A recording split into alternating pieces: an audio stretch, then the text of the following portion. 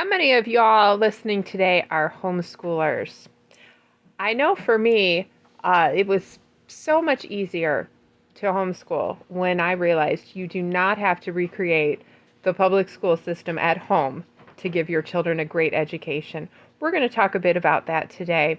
Hi, I'm Heidi Cooper, and this is the Biblical Planning for Women podcast, where we get right into the scriptures and learn biblical principles to help us manage our time, manage our home, plan our meals, take care of our children, all of the things. And we're doing it based on what the Bible teaches us. So today we're going to talk about homeschooling. And I'm sure this will be a much revisited topic in the future, but it's a big deal when we're trying to lay out how we're going to do things, make sure we're not forgetting things, and then throw homeschooling into the mix. That's a lot. So that's where we're going to go today. Now, I remember way back, just to give you a little backstory, I have 7 children. 3 of them are graduated. 2 are in high school working through getting those credits. And then I have more after that, 2 more after that. Just count them up. We'll get it. So I've been around quite a while. And my mom actually was the first one in our county to pull her kids out of the public school system when it became legal here in Michigan back in the 90s. And then a lot of women came to her to learn how to homeschool their children.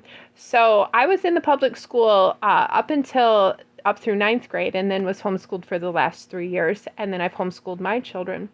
And it is very much unique to each home and family, how it's going to look, which is part of what makes it beautiful.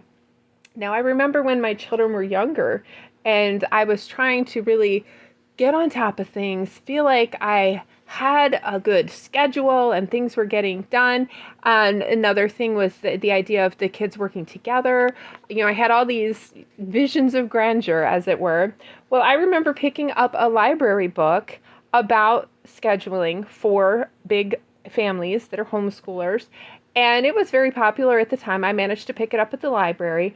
And it taught you how you take this big piece of poster board and you get all these colored pieces of paper and you lay out this child is doing this at this time and this one's doing this at this time, and you basically schedule out like every 15 to 30 minutes for the whole week. That's your schedule. And it had it so you could like team kids up, like an older child is reading to a younger child. Now we're going to do dishes. This is lunch. And it was all laid out. Beautiful chart, all the colored little boxes. And we tackled it. We went to town. And I would say that we had reasonable success at first. Maybe we made it 2 weeks. And then real life started to set in. A baby needed a diaper change. A dog did something. Something got broken. A phone call happened. And then we're off our schedule. And how do we get back into it? And then the whole thing just starts to unravel and fall apart. That's basically what happened to us. And we thought, or I thought, you just get that perfect schedule and everybody's all laid out, knows exactly what they're supposed to be doing. We'll have order, we'll be productive, we'll get everything done. It'll all fall into place. But that's not necessarily reality, as I'm sure all of you have firsthand experience of.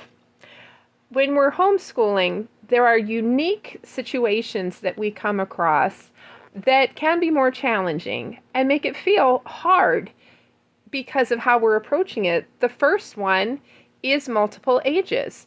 My children span 12 years in age, so you've got quite a lot of different things happening. You have different learning styles. You've got kids who you can just hand them a stack of books, and you've got kids who are out climbing ladders and trees and collecting frogs, and they're both learning. You've got housework that somehow still needs done. It's just one of those mysteries of the universe, I'm pretty sure, the whole housework thing. It still needs done. If you're going to be able to operate in your home, it has to at least be kept tidy and cleaned sometimes. Dishes need to be done. People need clean clothes. These basic things need to happen. And then you have the phone rings, someone comes to the door, an errand needs run, someone has a dentist appointment. And babies are particularly challenging because they may be fussy that day or need a diaper change or whatever it might be. And as the mom, you feel that you've got to tackle everything and you've got to make sure that everything's taken care of and that it all falls on you. And if you've ever felt like all of these things are just crashing down around you, you're not alone. We have definitely all been there. The question that comes into mind is, how do we solve it? And that's where that schedule that was literally every 15 to 30 minutes was in a colored box on this chart. That's where I realized following the clock that rigidly, it might work for certain type A personality people who have to be in control of everything, but all the rest of us, it ends up crippling us. Because as soon as we miss something because of an interruption, like the whole day feels off at that point. So that's where I am going to recommend that you learn to shift your mindset from a schedule that is tied to the clock to more of a rhythm that's tied to anchor points in the day. That's what we have comfortably worked with for several years now, and it just works, and it's comfortable and it's flexible enough, but we know what comes next. The easiest anchor points are the meal times. So if you have things that happen before lunch, things that happen after lunch, that is a rhythm that is easily followed and everyone understands. And it's flexible because lunch doesn't necessarily have to be at noon. If something happens and we end up eating at 12:30, that's okay, because these are the things that happen before lunch and these are the things that happen after. But if it's not exact on the clock, we can carry on and we're not feeling derailed because we missed a certain time on the clock.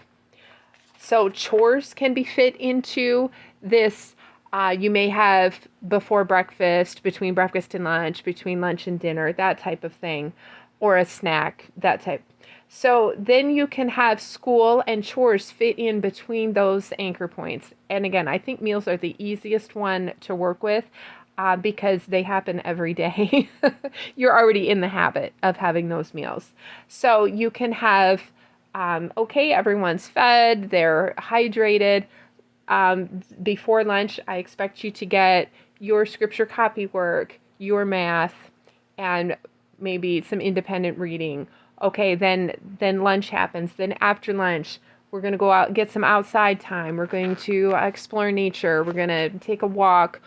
Then we'll come in and we'll do some independent reading. However that works, however that would look in your family. But do you see how we use the meals to kind of guide us as to what comes next and what is expected before the next anchor point to keep everyone moving?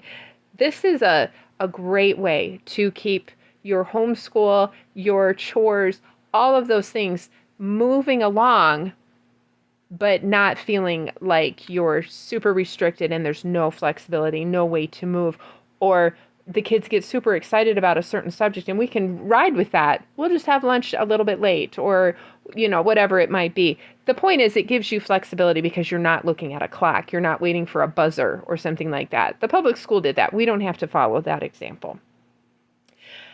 So that is my first tip to help you shift to a more relaxed but still smooth and moving homeschool day, is to use a rhythm tied to anchors in the day rather than a schedule following a clock.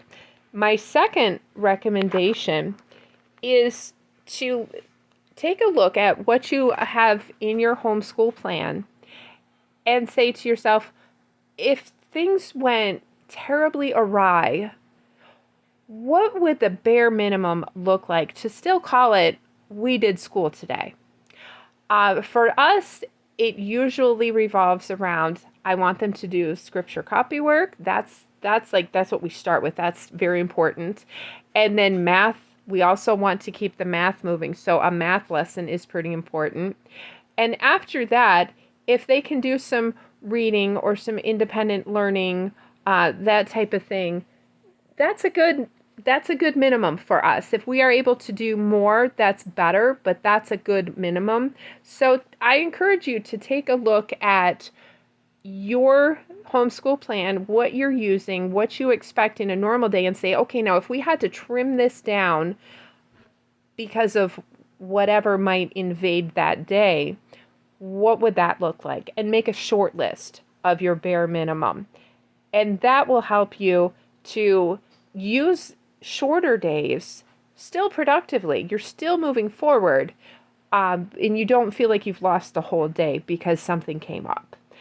So make that list. Write it in your notebook or your planner. Like, this is if we have to have appointments or somebody's sick or whatever interruption might happen. If we could just get these 2 or 3 things done, I would still feel like that's a good day. Write those down, and that will help you to still use the crazy days and feel like you're moving forward. So as we're looking at homeschooling, we all have to come to the conclusion that moving forward, being faithful in learning every day is far more important than having every day look perfect. And just to illustrate that, you go back to the colored squares on the big poster board. That is perfect. That's what I wanted it to look like. But reality was much different.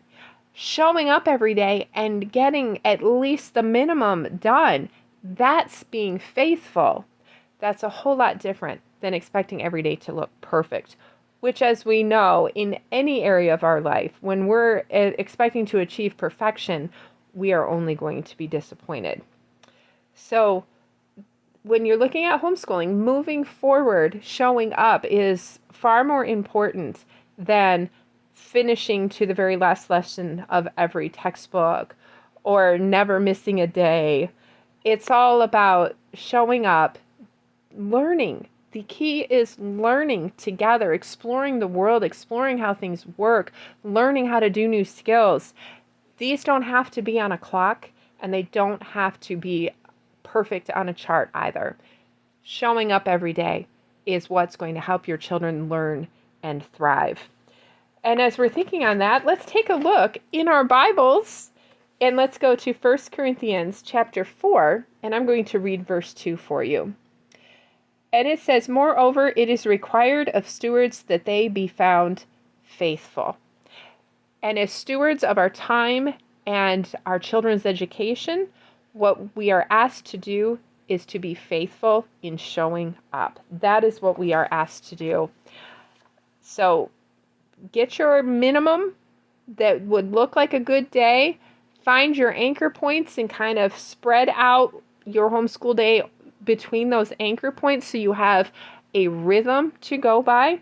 And just that right there is going to help you to just approach your homeschool day in a more relaxed, less stressful, but still productive and moving forward kind of way.